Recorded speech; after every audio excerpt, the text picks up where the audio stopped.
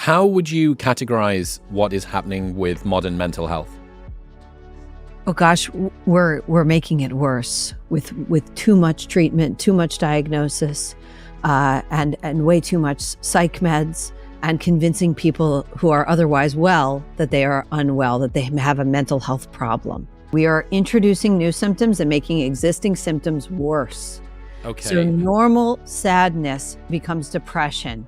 Normal worry becomes anxiety. No young people even use the word worry anymore. It's all, or nervous. It's all, I have anxiety. And they think of anxiety as something they have and therefore have to be treated out of. You could say, well, things are tough, but it's a question of what we're talking about, okay?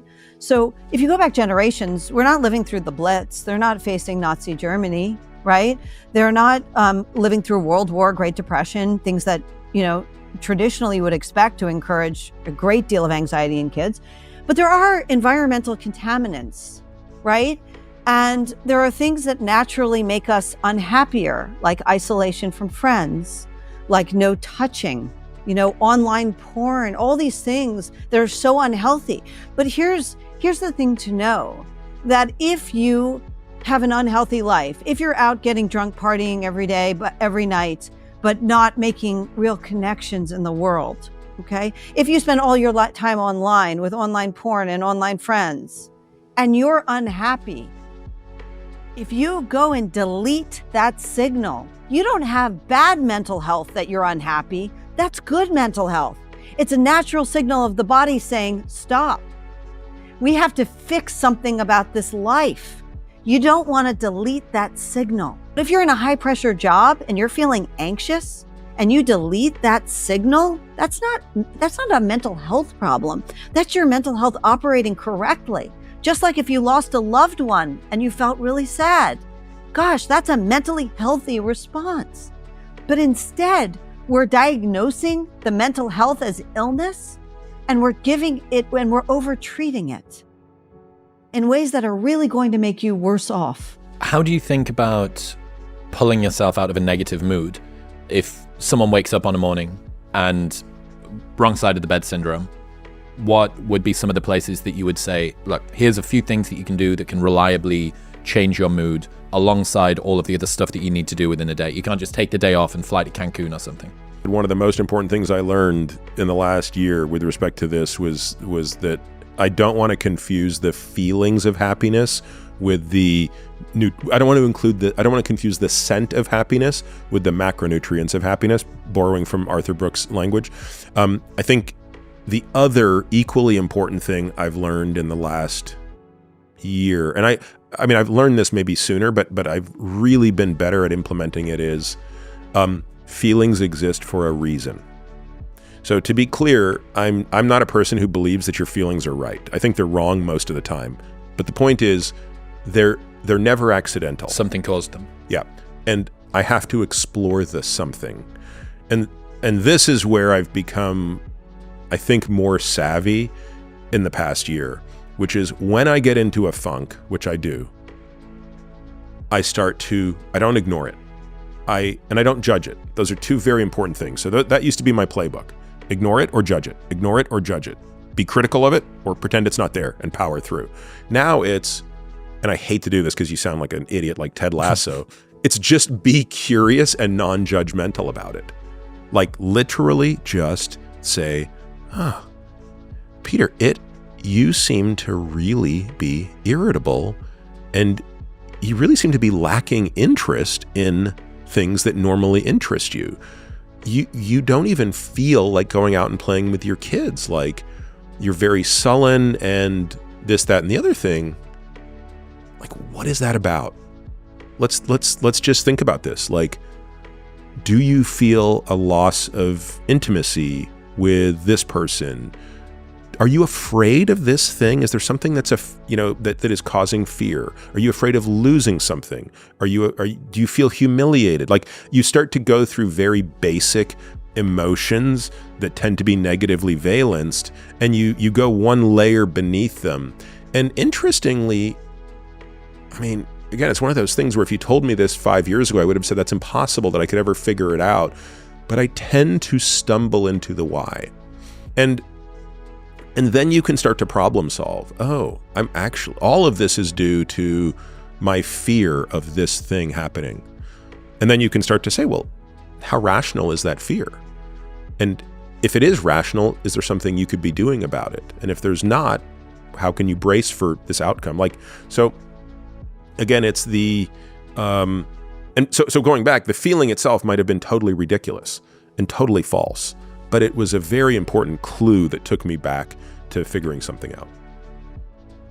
I really think that it's an area that is ripe for people who like to improve themselves, guys and girls that are type A go-getters that want to try and achieve things, and they're completely missing one of the huge elements of this, which is what's the day-to-day experience of your mind like? Not from a mindfulness standpoint, because even mindfulness, you can use that to not feel feelings very well. Like a thought arises and we let it go. It's like, okay, fine, but where did that come from? Why did you feel that way? And are you really applying all of the equanimity that you can to just release, relax, and allow these things?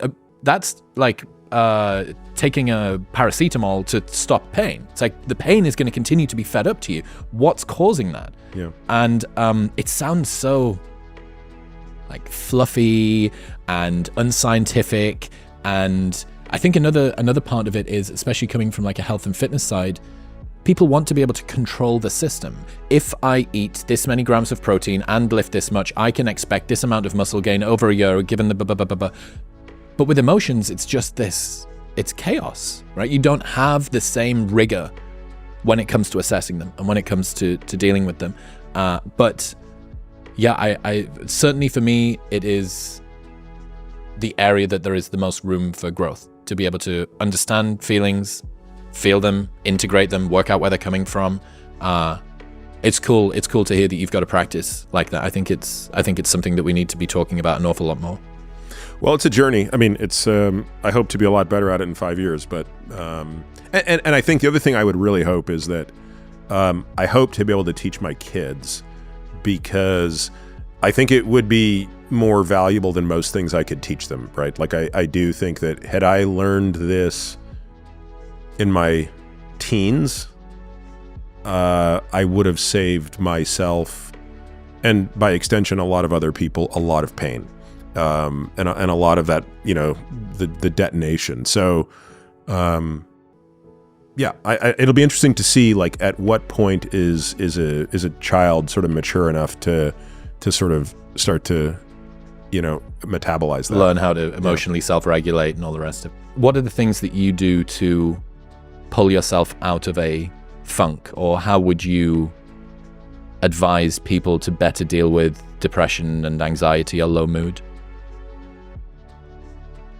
I really think an ounce of prevention is worth a pound of cure with this. So I try to prophylactically have routines in place that seem to decrease the likelihood, including cold exposure, which for a long time was prescribed for melancholy. Right, this is not new. But like medieval times? Like 100, 200 years ago. Like it was a prescription, cold baths for melancholy, aka depression. So this is what is old is now new again. The group interactions and scheduling those in advance. So on a yearly basis, I will block out. This is very important for me. And again, not obsessing on the daily routine, but thinking about the weekly, which we've discussed, thinking about the annual. So I block out multiple weeks every year to take trips with family and friends. And I have 2 that I'm organizing right now. These are week-long trips. There will be, let's call it 6 to 10 people in each group. Some will be slightly smaller for wilderness adventures, and those are blocked out for the year in advance. And this is really critical for a few reasons. It's not just about the experience. You have all of the group threads and excitement and training and prep and fantasizing and stupid dick meme jokes that guys swap or whatever in the WhatsApp groups that lead up to the trip. Then you have the trip, and then you have all the memories and the shared experiences and the misadventures and the mishaps. That you get so much juice out of these things, and those act for me as psychological safety nets. You always have something to look forward to.